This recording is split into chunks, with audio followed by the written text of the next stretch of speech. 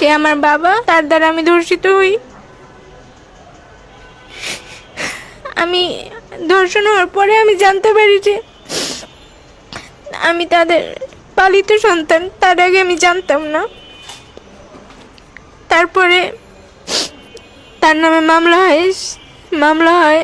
তারপরে সে আমাদের অনেকভাবে হ্যারাস করতেছে। আমাদের ফেক আইডি বানায়, আমার নামে ফেক আইডি বানায়, সেগুলো দিয়ে এক এক ছেলেদের সাথে খারাপ খারাপ চ্যাটিং করে। সেই চ্যাটিং, সেই খারাপ খারাপ ছবি দেয়, সেই ছবি এগুলো নিয়ে সব সে প্রমাণ নিয়ে আদালতে দেয়। মানে আদালতে বুঝায় যে আমি নাকি খারাপ, আর আমি তার নামে মিথ্যা মামলা দিছি। আচ্ছা, আমি শুনছি আমি যখন 7 দিন ছিলাম তখন নাকি তারা আমাকে নিয়ে আসছে। আচ্ছা আচ্ছা। তো এই যে 2020 সাল, তখন আপনার বয়স কত ছিল? 17। 17 বছর। তো এত বছর লালন পালন করার পরে কেন আপনার প্রতি তার? তখন আমার আম্মুর সাথে তার ঝগড়া হয়েছিল। তো আম্মু 2 বছর ছিল না আমাদের সাথে। আম্মু নানার বাসায় চলে গেছিল।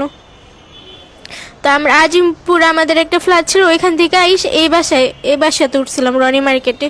আচ্ছা আচ্ছা। এখানে উঠছিলাম। তারপরে এখান থেকেই জানি না কি হইলো। তা আপনার এই যে 3 বোনই কি তার সাথেই থাকতেন? 4 বোন 2 ভাই, সবাই তার কাছে ছিলাম। আম্মু তখন নানুর বাসায় ছিল। তো হঠাৎ করে আপনার প্রতি তার লোভটা হলো কেন? জানি না, বলতে পারি না আমি কিছুই। তারপরে তার বিরুদ্ধে কি সে ধরনের? আমাদের বাসায়, আমরা মাদ্রাসায় থাকতাম, মাদ্রাসায় থাইকা পড়াশোনা করতাম। 2 সপ্তাহ পর পর আসতাম বাসায়।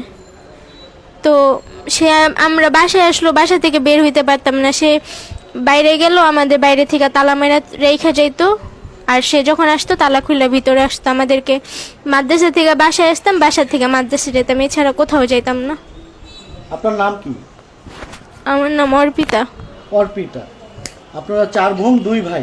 হ্যাঁ। আচ্ছা। তো যখন আপনার সাথে যে অনাকাঙ্ক্ষিত ঘটনা ঘটে তখন আপনার বয়স ছিল 17, 2020 সালে। হ্যাঁ।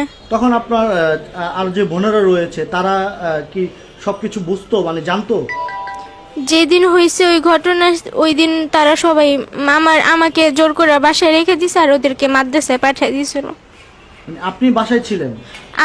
আমি একটু হালকা অসুস্থ ছিলাম। তো সকালবেলা, মানে ওই যে আমরা সপ্তাহ বাসায় আসতাম না, বৃহস্পতিবার দিন